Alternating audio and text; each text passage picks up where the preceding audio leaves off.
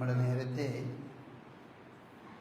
ഖബർ ജീവിതത്തെ സംബന്ധിച്ച് ഖുർആനും ഹദീസും നമുക്ക് പറഞ്ഞു തരുന്ന കാര്യങ്ങൾ ശ്രദ്ധയിൽപ്പെടുത്തുകയുണ്ടായി. ഖബർ അഥവാ ബർസഖ് ജീവിതം കഴിഞ്ഞ് മനുഷ്യൻ പുനരുദ്ധാന ദിവസം വീണ്ടും ജീവിപ്പിക്കപ്പെടുന്ന സന്ദർഭം, ആ സന്ദർഭങ്ങളിൽ എന്തൊക്കെ എങ്ങനെയെല്ലാം കാര്യങ്ങൾ ഉണ്ടാകും എന്നതിനെ സംബന്ധിച്ച് വിശുദ്ധ ഖുർആനും സഹീഹായ ഹദീസും നമുക്ക് പറഞ്ഞു തന്നിട്ടുണ്ട്. നമ്മൾ നേരത്തെ മനസ്സിലാക്കിയതാണ്, മരണത്തിന് ശേഷം എന്ത് സംഭവിക്കുന്നു എന്നത് വിശുദ്ധ ഖുർആനെ പോലെ അല്ലെങ്കിൽ പരിശുദ്ധ ഇസ്ലാമിനെ പോലെ വളരെ വിശദമായി നമുക്ക് പറഞ്ഞു തരുന്ന ഒരു ഗ്രന്ഥവുമില്ല, ഒരു മതഗ്രന്ഥവുമില്ല, അല്ലാത്തതുമില്ല. ആ അർത്ഥത്തിൽ ഖുർആനും ഹദീസും നമുക്ക് പറഞ്ഞു തരുന്നത് നമ്മൾ കൃത്യമായി മനസ്സിലാക്കേണ്ടതുണ്ട്. ലോകം അവസാനിക്കുന്നതിനെ പറ്റിയാണ് നമ്മൾ ഖിയാമത്ത് എന്നൊക്കെ പറയുന്നത്. ആ ഖിയാമത്ത് ഒരുപാട് സംഭവിക്കുന്ന കാര്യങ്ങൾ വിശുദ്ധ ഖുർആൻ നമുക്ക് പറഞ്ഞു തന്നിട്ടുണ്ട്. അല്ലാഹു സുബ്ഹാനഹു വ തആല നിയോഗിച്ച ഇസ്രാഫീൽ എന്ന മലക്ക് കാഹളത്തിൽ ഊതുന്നതോടുകൂടിയാണ് എല്ലാവരും മരിച്ചു വീഴുന്നത്. അത്തരം കാര്യങ്ങൾ, ഖിയാമത്ത് ബന്ധപ്പെട്ട കാര്യങ്ങൾ നമ്മൾ മനസ്സിലാക്കേണ്ടതുണ്ട്. എന്നാൽ നമ്മെ സംബന്ധിച്ചിടത്തോളം, ജീവിക്കുന്ന ഏതൊരാളെ സംബന്ധിച്ചിടത്തോളവും അവൻ്റെ ഖിയാമത്ത് എന്ന് പറയുന്നത് അവൻ മരിക്കണ വരെയാണ്. താൻ മരിച്ചതിന് ശേഷം എത്ര കാലം കഴിഞ്ഞിട്ടാണ് ഇവിടെ ലോകാവസാനം സംഭവിക്കുന്നത്, അത് പ്രായോഗികമായി നമ്മെയൊന്നും ബാധിക്കുന്ന വിഷയമല്ല. അത് സംഭവിക്കാൻ പോകുന്ന കാര്യങ്ങൾ എന്താണ് എന്ന് വിശുദ്ധ ഖുർആൻ നമുക്ക് പറഞ്ഞു തന്നിട്ടുണ്ട്. അപ്പോൾ നമ്മൾ മരിച്ചു കഴിഞ്ഞാൽ പിന്നെ സംഭവിക്കുന്നത് നമ്മുടെ ബർസഖിയായ ജീവിതമാണ്. ആ ബർസഖിയായ ജീവിതം കഴിഞ്ഞാൽ പിന്നെ എന്തെല്ലാം എങ്ങനെ എന്നുള്ളത് ആണ് വളരെ സംക്ഷിപ്തമായി നമ്മൾ മനസ്സിലാക്കുന്നത്. ഒന്ന്, ഒരു കാഹളത്തിൽ ഊതപ്പെടുന്ന സന്ദർഭത്തിലാണ് എല്ലാവരും മരിച്ചു വീഴുന്നത്. എല്ലാവരും, ഈ ഭൂമിയിലുള്ള എല്ലാവരും മരിച്ചു വീഴും. പിന്നെ രണ്ടാമത് വീണ്ടും ഒരു കാഹളത്തിൽ ഊതപ്പെടും. അപ്പോഴാണ് ഉയർത്തെഴുന്നേൽപ്പിക്കപ്പെടുന്നതും പുനരുദ്ധാനം സംഭവിക്കുന്നത്. അപ്പം ഈ രണ്ട് കാഹള ഊതുന്നതിൻ്റെ ഇടയിൽ എത്ര കാലം ഉണ്ടാകും എന്ന് റസൂലുള്ളാഹി സ്വല്ലല്ലാഹു അലൈഹി വസല്ലമ അതിനെ സംബന്ധിച്ച് പറഞ്ഞു തരികയുണ്ടായി. മാബൈന നഫ്ഖത്തൈൻ അർബഊൻ, റസൂലുള്ളാഹി പറഞ്ഞു, ഈ രണ്ട് ഇതിൻ്റെയും ഇടയിൽ, പുനരുദ്ധാനത്തിൻ്റെയും ഒന്നാമത്തെ മരിച്ചു പോകുന്നതിൻ്റെയും ഇടയിലുള്ള കാലം അത് 40 റസൂലുള്ളാഹി പറഞ്ഞു. അപ്പോൾ ആ ഹദീസ് റിപ്പോർട്ട് ചെയ്ത അബൂ ഹുറൈറ റളിയല്ലാഹു അൻഹുവിനോട് മറ്റുള്ളവർ ചോദിച്ചു, 40 കൊല്ലമാണോ, 40 ദിവസമാണോ, 40 മാസമാണോ എന്ന് ചോദിച്ചു. അപ്പോൾ അദ്ദേഹം അതിനെപ്പറ്റി റസൂലുള്ളാഹി പറഞ്ഞത് 40 എന്ന് മാത്രമേ ഉള്ളൂ. അത് കൊല്ലമാണോ, ദിവസമാണോ, മാസമാണോ എന്നൊന്നും തനിക്കറിയില്ല എന്ന് അദ്ദേഹം ആ രീതിയിൽ ആ കാര്യങ്ങൾ നമുക്ക് വിശദീകരിച്ചു തന്നു. എന്നാൽ പിന്നീടത് ഈ ഇബ്നു അബ്ബാസ് റളിയല്ലാഹു അൻഹുവിനെ പോലെയുള്ള സഹാബാക്കൾ, അതുപോലെ മുജാഹിദ്, ഇക്രിമ, ഖതാദ പോലെയുള്ള താബിഉകൾ, അവർ ഇബ്നു അബ്ബാസിൽ നിന്ന് റിപ്പോർട്ട് ചെയ്യുന്നത് 40 എന്ന് റസൂലുള്ളാഹി പറഞ്ഞത് ഈ 40 സന, 40 വർഷം എന്ന. 40 വർഷമാണ് ഈ ഖിയാമത്ത് കഴിഞ്ഞ് വീണ്ടും മനുഷ്യൻ ഉയർത്തെഴുന്നേൽപ്പിക്കുന്ന അതിൻ്റെ കാലയളവ് എന്നാണ് നമുക്ക് സഹാബാക്കളിൽ നിന്ന് റസൂലുള്ളാഹി വിശദീകരിച്ചിട്ടില്ലെങ്കിലും ഇത്തരം കാര്യങ്ങൾ നമ്മൾക്ക് ഗവേഷണം നടത്തി മനസ്സിലാക്കാൻ കഴിയാത്ത കാര്യങ്ങൾ സഹാബാക്കൾ നമുക്ക് പറഞ്ഞു തരുമ്പോൾ അതിന് അവർക്ക് അതിന് റസൂലുള്ളാഹിയിൽ നിന്ന് കേട്ടതോ അറിഞ്ഞതോ മനസ്സിലാക്കിയതോ അല്ലാതെ ഗവേഷണം നടത്തി പറയാൻ പറ്റിയൊരു വിഷയമല്ലല്ലോ ഇതൊക്കെ. അത് റസൂലുള്ളാഹി സ്വല്ലല്ലാഹു അലൈഹി വസല്ലമയിൽ നിന്ന് അവർ കേട്ട് മനസ്സിലാക്കിയതാകണം എന്നാണ് അതിനെപ്പറ്റി പണ്ഡിതന്മാർ വിലയിരുത്തുന്നത്. ഏതായാലും 40 വർഷം കഴിയുമ്പോൾ പിന്നെ എന്താണ് സംഭവിക്കുക? പിന്നെ സംഭവിക്കുന്നത് റസൂലുള്ള പറഞ്ഞു, സുമ്മ യൻസിലുല്ലാഹു മതറൻ കഅന്നഹു ത്വൽ. പിന്നെ അള്ളാഹു ഒരു മഴ വർഷിപ്പിക്കും. ആ സന്ദർഭത്തിൽ ഭൂമിയുടെ അവസ്ഥ എന്തായിരിക്കും? ഖിയാമത്ത് നാൾ കഴിയുമ്പോൾ യൗമ തുബദ്ദലുൽ അർദു ഗൈറൽ അർദ്, ഭൂമി മറ്റൊരു ലോകമായി മാറിയിട്ടുണ്ടാവും, മറ്റൊരു ഭൂമിയായി മാറിയിട്ടുണ്ടാവും. ആ ഭൂമിയിലപ്പോൾ കടലുണ്ടാവില്ല, അതുപോലെ അവിടെ കുന്നും മലയും പർവ്വതങ്ങളും ഉണ്ടാവില്ല, പുഴകൾ ഉണ്ടാവില്ല. കാഅൻ സഫ്സഫൻ എന്നാണ് വിശുദ്ധ ഖുർആൻ പറഞ്ഞത്. നിരന്ന ഒരു ലോകമായിരിക്കും ഈ ഭൂമി എന്നാണ് വിശുദ്ധ ഖുർആനിൽ നിന്ന് നമുക്ക് മനസ്സിലാക്കുന്നത്. ആ ഭൂമിയിലേക്കാണ് സുമ്മ യൻസിലുല്ലാഹു മതറൻ കഅന്നഹു ത്വൽ, ചെറിയ ചാറ്റൽ മഴ പോലെയുള്ള ഒരു മഴ വർഷിക്കും.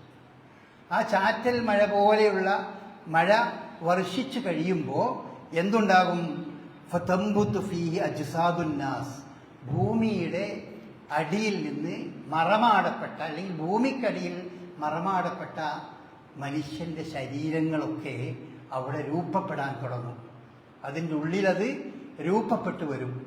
ആ രൂപപ്പെട്ടു വരുന്നതിനെ പറ്റി റസൂലുള്ളാഹി സ്വല്ലല്ലാഹു അലൈഹി വസല്ലമ നമുക്ക് പറഞ്ഞു തന്നിട്ടുണ്ട്. അത് രൂപപ്പെട്ടു വരുന്നത് മനുഷ്യന്റെ ശരീരത്തിലെ ഒരു നശിക്കാത്ത ഭാഗം ഉണ്ടാവും. ബാക്കി എല്ലാ ഭാഗവും നശിച്ചാലും നശിക്കാത്തൊരു ഭാഗം മനുഷ്യന്റെ സ്പൈനൽ കോഡിന്റെ നെട്ടലിന്റെ ഏറ്റവും അറ്റത്തുള്ള, അതിന് ഉജുബുദ്ദനബ് എന്നാണ് ഹദീസുകൾ പ്രയോഗിച്ചിട്ടുള്ളത്. അതിന് സാങ്കേതികമായി കോക്സിക്സ് എന്നാണ് പറയാം. മെഡിക്കൽ ടേം അതിന് കോക്സിക്സ് ആണ്. അതായത് നമ്മളുടെ നെട്ടലിന്റെ ഏറ്റവും അറ്റത്തുള്ള എല്ലിന്റെ ഒരു ഭാഗമാണ് കോക്സിക്സ്. ഈ കോക്സിക്സിൽ നിന്നാണ് റസൂലുള്ളാഹി സ്വല്ലല്ലാഹു അലൈഹി വസല്ലം പറഞ്ഞു, കുല്ലു ബനി ആദം യഅകുലുഹു തുറാബ്, മനുഷ്യനെ മുഴുവൻ, മനുഷ്യന്റെ എല്ലാ ഭാഗങ്ങളെയും മണ്ണ് തിന്നു പോകും. ഇല്ല ഉജുബദ്ദനം, ഈ കോക്സിക് ഒഴികെ. കോക്സിക് എന്ന് പറയുന്ന നമ്മുടെ നെട്ടലിന്റെ ഏറ്റവും അറ്റത്തുള്ള വാലായി രൂപാന്തരപ്പെടുകയാണെങ്കിൽ ആ വാലുണ്ടാകേണ്ടിയിരുന്ന ആ ഭാഗം ഒഴികെ മിൻഹു യുറക്കബുൽ ഖൽഖു യൗമൽ ബഅസ്, അതിൽ നിന്നാണ് ഖിയാമത്ത് നാളിൽ അള്ളാഹു സൃഷ്ടികളെ, മനുഷ്യനെ രൂപപ്പെടുത്തുന്നത്. അപ്പോൾ നമ്മളുടെ ശരീരത്തിൽ അത് എങ്ങനെയാണെന്ന് കൃത്യമായി നമുക്കറിയില്ല. അതൊരു സെല്ലാണ് എന്ന് നമുക്ക് പറയാൻ പറ്റില്ല. ഏതായാലും നശിക്കാത്തൊരു ഭാഗം, വളരെ ചെറിയ ചെറിയ ശരീരത്തിന്റെ അംശങ്ങളിൽ നിന്ന് തന്നെ നമുക്ക് പലതും പുനഃസൃഷ്ടിക്കാൻ നമുക്കിപ്പോൾ കഴിയുന്നുണ്ട്.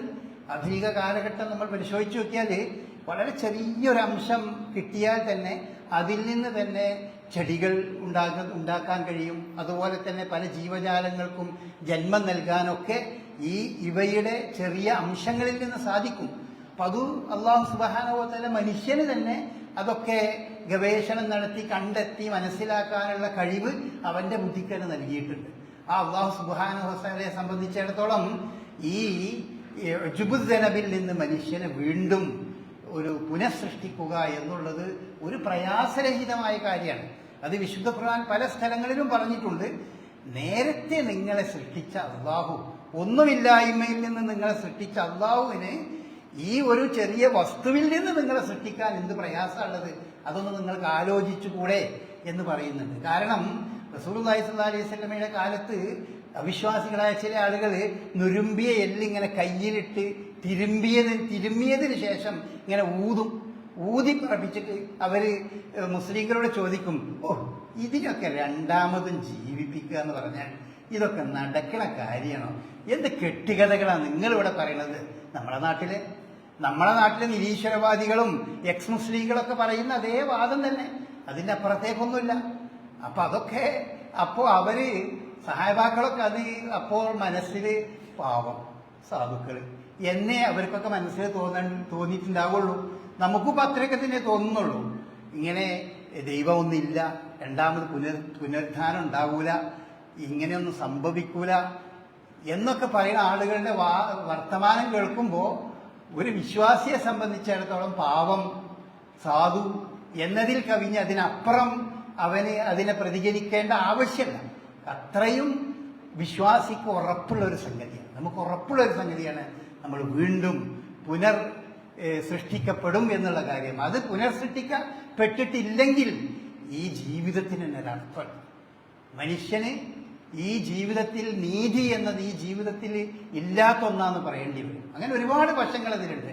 ഏതായാലും ആ ഒരു അതിൽ നിന്നാണ് സൃഷ്ടിക്കപ്പെടുന്നത് എന്ന് റസൂലുള്ളാഹി സ്വല്ലല്ലാഹി അലൈഹി വസല്ലം പറഞ്ഞിട്ടുണ്ട്. മിൻഹാ ഖലഖനാകും വഫീഹാ നുഈദുകും വമിൻഹാ നുഖ്രിജുകും താറത്തൻ ഉഖ്റ എന്ന് സൂറത്ത് താഹയിൽ അല്ലാഹു പറയുന്നുണ്ട്. മണ്ണിൽ നിന്ന്, അത് മണ്ണിനെ പറ്റിയാണ്, മണ്ണിൽ നിന്ന് നിങ്ങളെ സൃഷ്ടിച്ചു, മണ്ണിലേക്ക് തന്നെ നിങ്ങളെ മടക്കും, ആ മണ്ണിൽ നിന്ന് തന്നെ നിങ്ങളെ വീണ്ടും പുനർസൃഷ്ടിക്കും എന്ന് വിശുദ്ധ ഖുർആൻ നമുക്ക് പറഞ്ഞു തരുന്നുണ്ട്.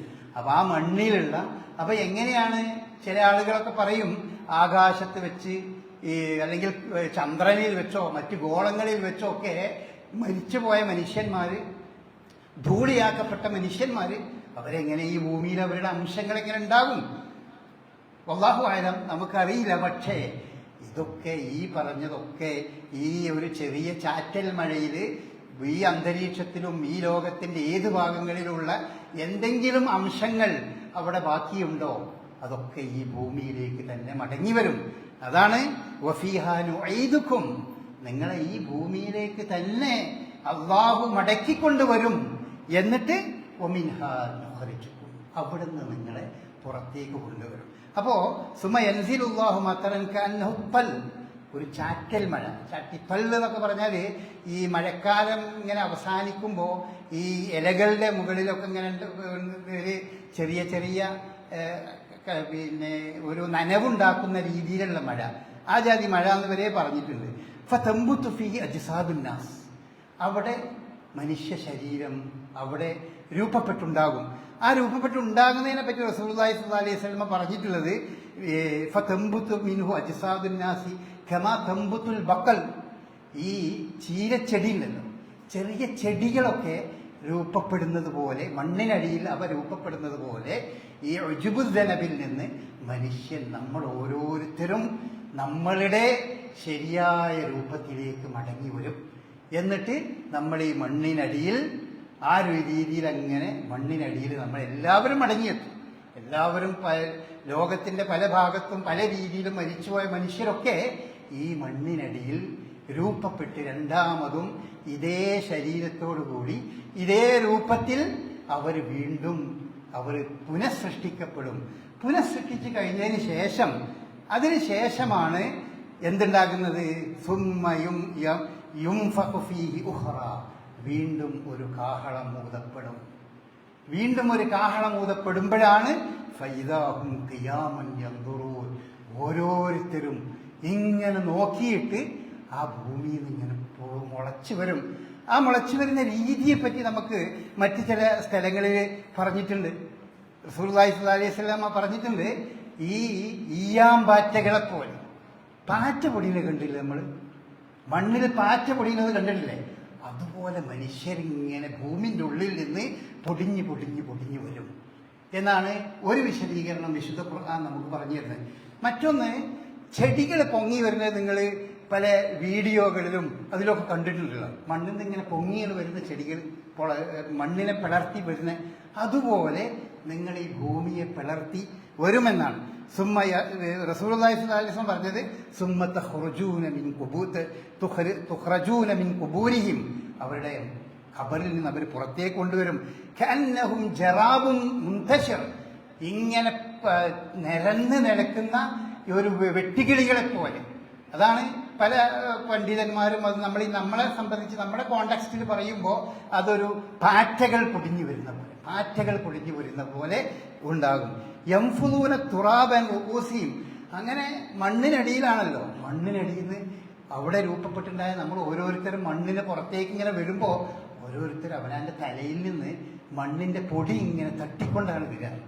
മണ്ണിൻ്റെ പൊടി തട്ടിക്കൊണ്ട് അവരങ്ങനെ ഇങ്ങോട്ട് ഈ ഭൂമിയിലേക്ക് വരും എന്നാണ് വിശുദ്ധ ഖുർആൻ നമുക്കിവിടെ പറഞ്ഞു തരുന്നത്. സുമ്മ യൻഫഖു ഫീ ഉഖ്റ ഫൈദാഹും ഖിയാമുൻ യൻദുറൂൻ. വിശുദ്ധ ഖുർആൻ ആ സംഗതി തന്നെ പറഞ്ഞിട്ടുണ്ട്. അപ്പൊ അതിന്റെ മുമ്പൊരു സംഭവമുണ്ട്. ഈ മനുഷ്യന് ഈ ഖബറിനടിയിൽ അല്ലെങ്കിൽ ഇവിടെ ജീവൻ വന്നു വരുമ്പോ അവൻ പറയുന്ന ഒരു കാര്യം സൂറത്തു യാസീനിൽ പറഞ്ഞിട്ടുണ്ട്. ഖാലു യാ വൈലന മൻ ബഅസനാ മിൻ മർഖദിന. ആരെ ഇപ്പൊ ഞങ്ങളെ ഈ ഉറക്കിൽ നിന്ന് വിളിച്ചത്? അപ്പൊ അതുവരെ അവർ ഉറങ്ങാണ്. അവരെ ബർസഖിയായ ജീവിതം അവർ ഉറങ്ങുന്നത് പോലെയാണ് നടക്കുന്നത്. ആ ഉറക്കത്തിൽ അവര് ഒരുപക്ഷെ വല്ലാഹു അലം സ്വപ്നം കാണുന്നത് പോലെ അവർക്ക് അനുഭവപ്പെടുന്നതാകാം അവരുടെ ഈ ശിക്ഷയും മറ്റു പല കാര്യങ്ങളും യഥാർത്ഥത്തിൽ അവർ അനുഭവിക്കും. പക്ഷെ അത് അവർ പക്ഷേ ആ രീതിയിലാകാം. പക്ഷെ അതിനെപ്പറ്റി ഒന്നും അവർക്ക് ഓർമ്മയുണ്ടാകാൻ സാധ്യതയില്ല. ഈ അവസ്ഥയിൽ ആരാണ് ഞങ്ങളെ ഈ ഉറക്കിൽ നിന്ന് ഉണർത്തിയത് എന്ന് പറയുന്നത്? വേറെ പല ഹദീസ് ഖുർആൻ വചനങ്ങളിലും നമുക്ക് അത് ഇത്ര കാലം, വളരെ ചുരുങ്ങിയ കാലം ഉറങ്ങുന്നതായിട്ട് അവർക്ക് തോന്നുന്നുള്ളൂ. ഒരു ദിവസത്തിന്റെ ഏതാനും മണിക്കൂറുകളൊക്കെ ഞങ്ങളിവിടെ ഉറങ്ങിയിട്ടുള്ളൂവല്ലോ എന്ന്. ആദം നബിന്റെ കാലത്ത് മരിച്ചുപോയി ഖിയാമത്ത് കഴിഞ്ഞ് രണ്ടാമത് ഉയർത്തെഴുന്നേൽപ്പിക്കുന്ന ആ സന്ദർഭത്തിൽ ഉയർത്തെഴുന്നേൽപ്പിക്കുന്നവനെ പോലും അവനും ഈ ഒരു മാനസികാവസ്ഥയിലായിരിക്കും അവരൊക്കെ ആ സന്ദർഭത്തിൽ എന്നാണ്. അപ്പോ വിശ്വാസികളായ ആളുകൾക്ക് ബോധ്യവും റഹ്മാനു വസദഖൽ മുർസലൂൻ. ഇതാണ് അള്ളാഹു വാഗ്ദാനം ചെയ്ത ആ ദിവസമല്ലേ? അതുപോലെ പ്രവാചകന്മാരൊക്കെ സത്യപ്പെടുത്തി പറഞ്ഞ ദിവസം അതാണ് വരുന്നത് എന്ന്. ഈ ജീവൻ അവരിലേക്ക് തിരിച്ചു കിട്ടുമ്പോൾ, അല്ലെങ്കിൽ അവരൊരു ശരീരമായി വീണ്ടും പുനഃസൃഷ്ടിക്കപ്പെടുമ്പോൾ അവർക്ക് അങ്ങനെ ഒരു അനുഭവം അവർക്കുണ്ടാകും എന്നാണ് നമുക്ക് ഈ ആയത്തുകളിൽ നിന്ന് മനസ്സിലാക്കുന്നത്. എന്നിട്ട് പിന്നെ ഭൂമി പിളർന്ന് പാറ്റകളെ പോലെയെന്നോ അല്ലെങ്കിൽ ചെടികൾ മണ്ണ് പിളർത്തി വരുന്നത് പോലെയെന്നോ. അപ്പോൾ അത് ഇത്ര ആളുകൾ ഉണ്ടാവും? ആദം നബി മുതൽ ആ കാലം മുതൽ ഖിയാമത്ത് വരെ ഈ ഭൂമിയിൽ ജീവിച്ച സകല മനുഷ്യരും ആണും പെണ്ണും ഒന്നായി ഒരൊറ്റ സമയത്ത് അവരിങ്ങനെ പുറത്തേക്ക് വരില്ലേ? ഒരാൾക്ക് പിന്നീട് മറ്റൊരാൾ ഇങ്ങനെ അതിങ്ങനെ പൊടിഞ്ഞു വരികയായിരിക്കും. ആളുകൾ പൊടിഞ്ഞിങ്ങനെ ഈ ഭൂമിന്റെ പുറത്തേക്ക് ഇങ്ങനെ വരും. വന്നിട്ട് അവരിങ്ങനെ എഴുന്നേറ്റ് നിന്നിങ്ങനെ നോക്കും എന്നാണ്. നിന്നിട്ട് ഇങ്ങനെ അവർ നോക്കും, എന്താ നടക്കുന്നത്, എന്താണ് ഈ കാണുന്നത് എന്നുള്ളവർക്ക് അവർ നോക്കും. അവര് ആ മണ്ണിന്ന് ഇങ്ങനെ പുറത്തേക്ക് വരുമ്പോ തലയിലെ മണ്ണൊക്കെ തട്ടി മാറ്റി ലേശം ചെറിയ ഒരു ഹദീസ് ഇങ്ങനെയുണ്ട്, ചെറിയ ഒരു ചാറ്റൽ മഴ കൊണ്ട പോലെ അവരുടെ തലയ്ക്കൊക്കെ ചെറിയ നനവൊക്കെ ഉണ്ടാവും ആ സമയത്ത്. ആ നനവൊക്കെ ഉണ്ടായി ഇങ്ങനെ പൊടി പറ്റിയതൊക്കെ തട്ടുന്നത് പോലെ അവർ തട്ടിയിട്ട് അവരാണ്ട് എഴുന്നേറ്റ് നിൽക്കും. എഴുന്നേറ്റ് നിന്നിട്ട് ഖിയാമുൻ യൻദുറൂൻ എന്നാണ്, ഇങ്ങനെ നോക്കി നിൽക്കും എന്നാണ് വിശുദ്ധ ഖുർആൻ ഇവിടെ പറഞ്ഞിട്ടുള്ളത്. അപ്പൊ എങ്ങനെയായിരിക്കും അവര്? അത് റസൂലുള്ളാഹി പറഞ്ഞു, ഇന്നക്കും തുഹ്ശറൂന ഹുഫാതൻ ഉറാതൻ ഗുസ്ലൻ ഗുർലൻ. നിങ്ങൾ ഉയർത്തെഴുന്നേൽപ്പിക്കപ്പെടുമ്പോൾ നിങ്ങൾ നഗ്നപാതരായിരിക്കും. ചെരുപ്പുണ്ടാവില്ല, നിങ്ങൾ നഗ്നരായിരിക്കും, വസ്ത്രം ഉണ്ടാവില്ല, നിങ്ങൾ ചേലാകർമ്മം ചെയ്തിട്ടുണ്ടാവില്ല.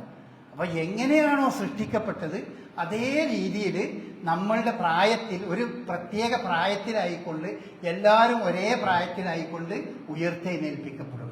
തമ്മിൽ മനസ്സിലാക്കാൻ കഴിയുന്ന രീതിയിലായിരിക്കും ഉണ്ടാവുക എന്നാണ് നമുക്ക് ഇതിന്റെ വിശദീകരണത്തിൽ മനസ്സിലാക്കുക.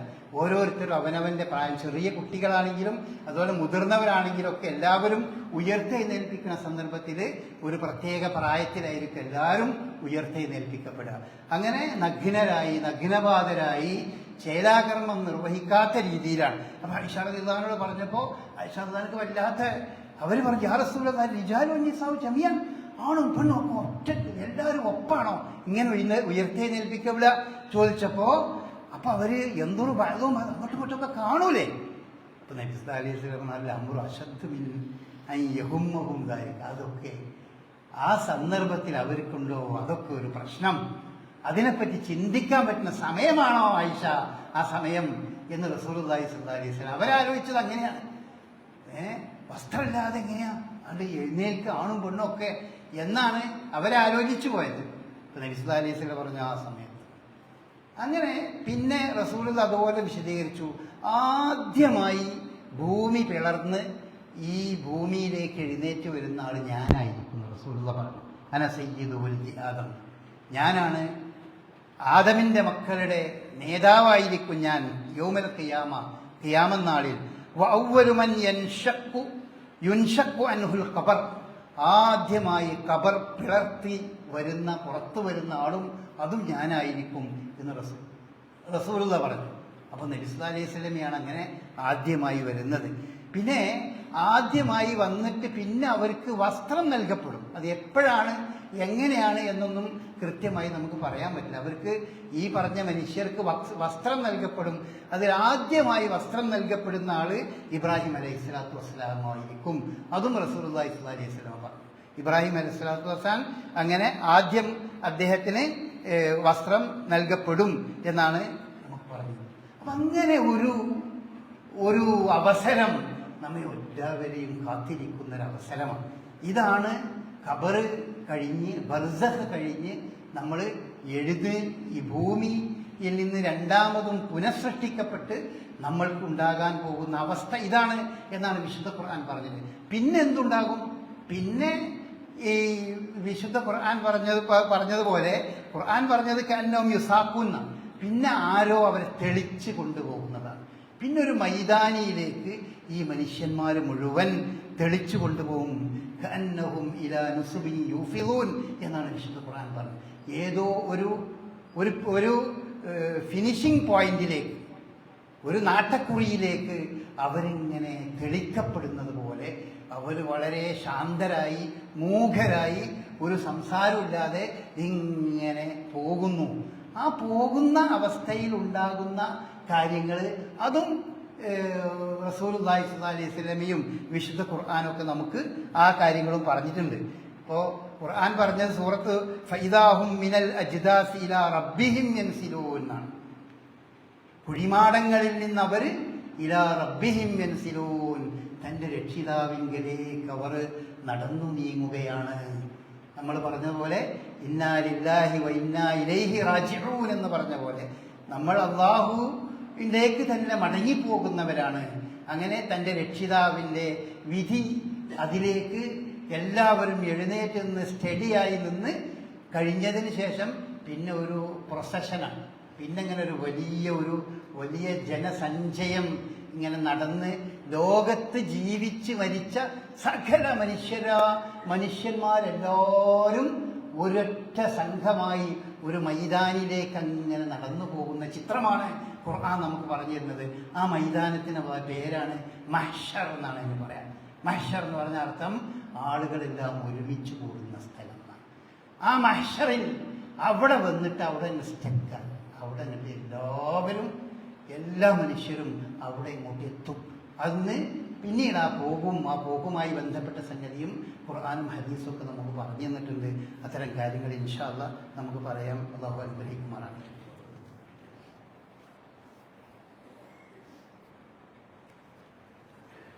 അൽഹംദുലില്ലാഹ് الذي هدانا لهذا وما كنا لنهتدي لولا أن هدانا الله.